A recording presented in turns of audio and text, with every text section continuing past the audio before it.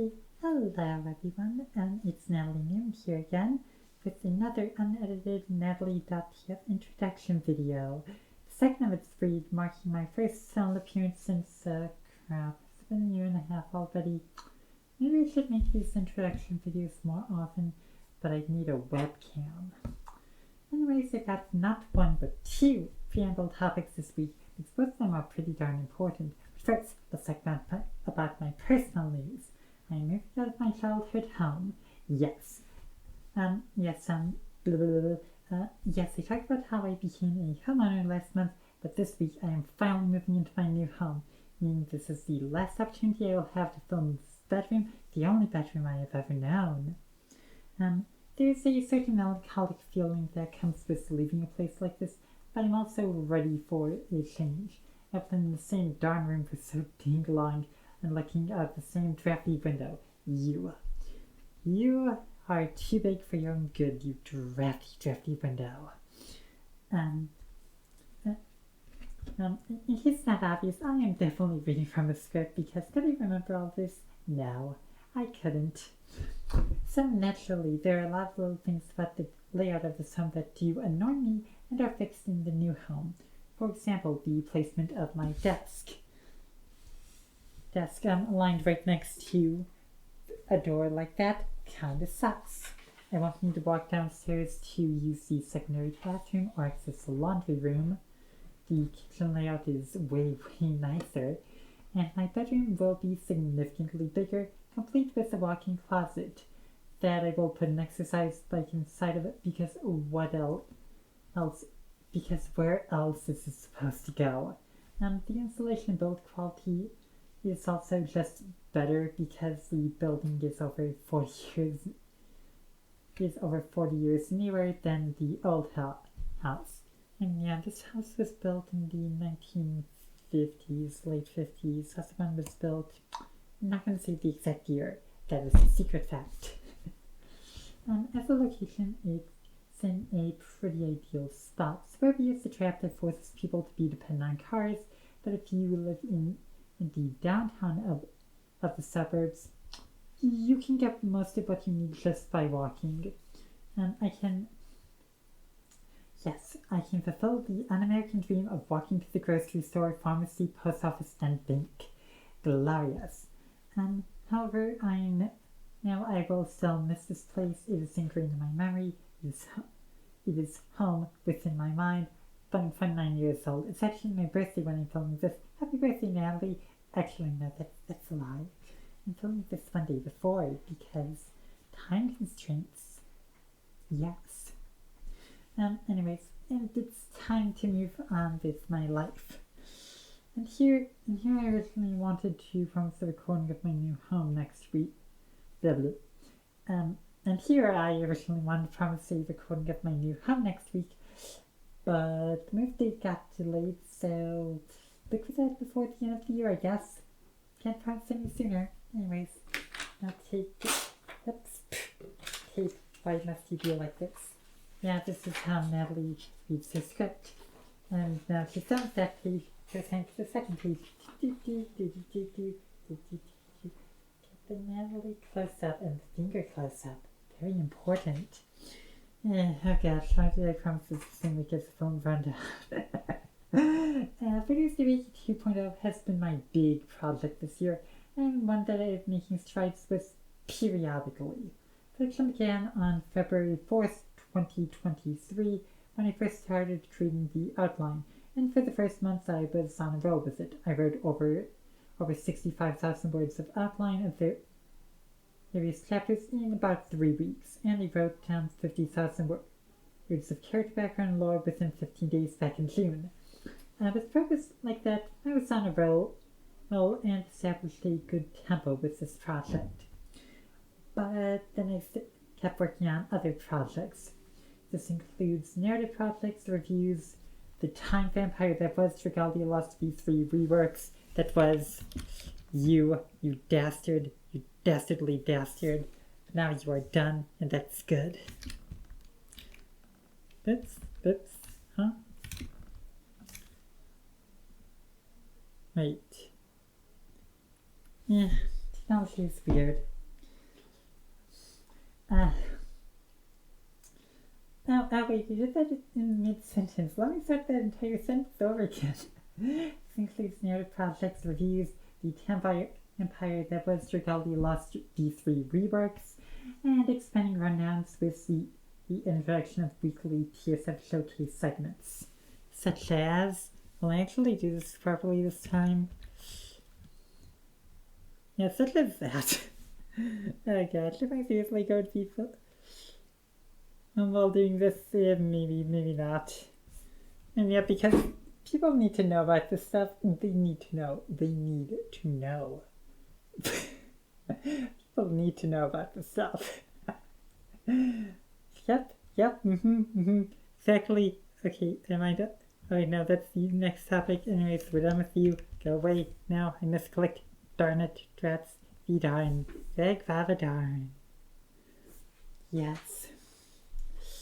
Because of my many other Natalie.TF priorities throughout this year, culminating in over 400,000 words of published writings, actually over 420,000 words of published writings as of when I checked this morning. I've not been able to give Verde's Doohickey 2.0 my full attention. Additionally, this project has also been subject to a rather extreme example of scope creep. Before I had an outline, I thought the story would be around 100,000 words, a pretty reasonable length for a novel. But since then, the project has ballooned to a 5-part, 500,000 to 700,000 word saga, of which I've only drafted the first part, which is a resounding 142,000 words. Furthermore, I have only written outlines for about half of the chapters, need to prepare dozens of header images, and need to edit everything, just everything. And not with my usual proofread and grammar check at it. I'm going to... No. This is a novel, it deserves the full force. I'm going to need to text-to-speech the entire bloody thing so I make sure it sounds good, because if it sounds good, it looks good. That's how writing works. That is the truth. Yes. Thank you. Good night. But not good night, because I still have a few more paragraphs to go. I previously assigned myself the publishing deadline of May 29th, 2024. That is the day I need to start releasing the story.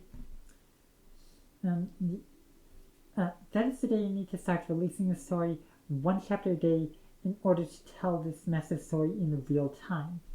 As of the publication of this rundown, that gives me 192 days to do everything, and that's simply not enough time.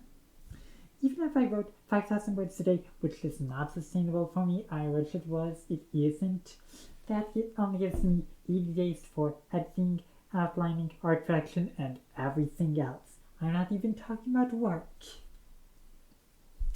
The work where I'm actually paid, not this hobbyist work, which is the work that depends. As such, I'm going to need to announce a delay. First Doohickey 2.0 Sensational Summer Act 4 and Act 5 will not be released until July 18th, 2025, which is the year after the current year.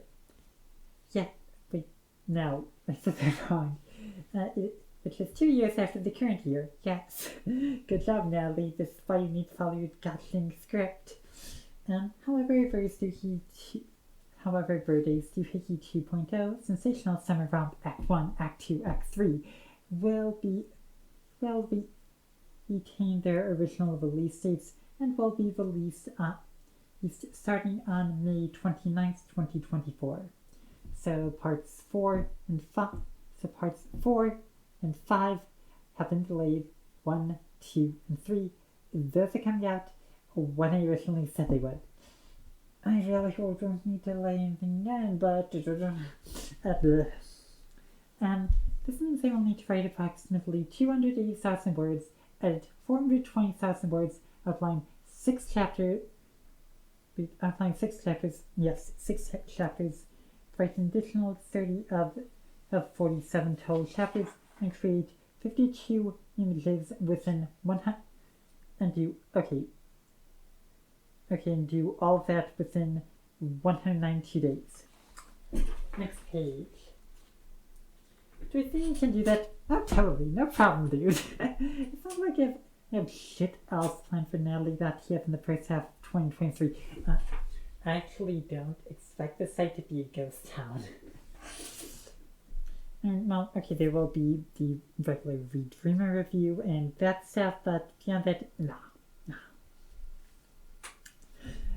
Some might be wondering why I need to get everything done by May 29th, 2024, when my true deadline would be the day of the last chapter, August 15th, 2024, right? Well, yeah. And, oh wait, now, here I'm talking about a hypothetical. It made sense when I was proofreading this, but now... Okay, so blah, blah, blah, blah. Okay, so when I'm throwing around these deadlines, I'm treating May 29th, 2024 as the big deadline, when now I actually can be working on things before the final chapter is released. So why don't I just do that? Because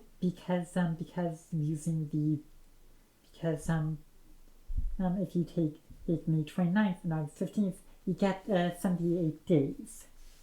Yes. But the math there still doesn't add up, and I have another project that must be released starting November 5th, 2024, also known as Selection Day. That project is my much anticipated Cyber Shadow 1988 working title. By much anticipated, I mean I'm anticipating writing it. Nobody else cares about it, probably. I don't know. People don't talk to me enough, and they should. Cyber Shadow 1988 is still in the ideas phase and has no outline and would require additional research into the racial dichotomy of America during the late 1980s to write the story properly. Yeah, that's what's delaying the story. Natalie needs to do more research and learn more about racism. Of course, what would you expect? There's absolutely no way I can write that in 3 months, especially during tax season. 5 months, so yeah, I can do that. No problemo. I hope everybody understands my decision. I want to make as much quality work as I realistically can, but I made the mistake of letting myself unrestrained creative control, and my ambition got the better of me.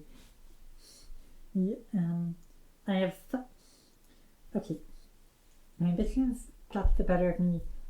I have filled Verde's Doohickey 2.0 with some of my favorite ideas of all time. Even in some finished form, I am confident in saying it is an amalgamation of everything I've learned and loved in my first decade of writing fiction, and I would love to give it to you sooner. But these things take time, and somebody needs to talk about it and name TSF bullcrap. Speaking of which... Nope, I didn't give myself enough clear for spinning. Okay, am I going to talk about the session party now? No. You aren't getting me talking about TFF stuff like that in live action yet. That is the end of this introduction segment. Hope you enjoyed it, and hopefully I can give you more of this stuff. When am I going to do it? I don't know. It's all up in the air. It's ideas, ethereal, and mystical. Natalie doesn't know how to end it, and now she's talking to herself in third person again, like a loon. Bye.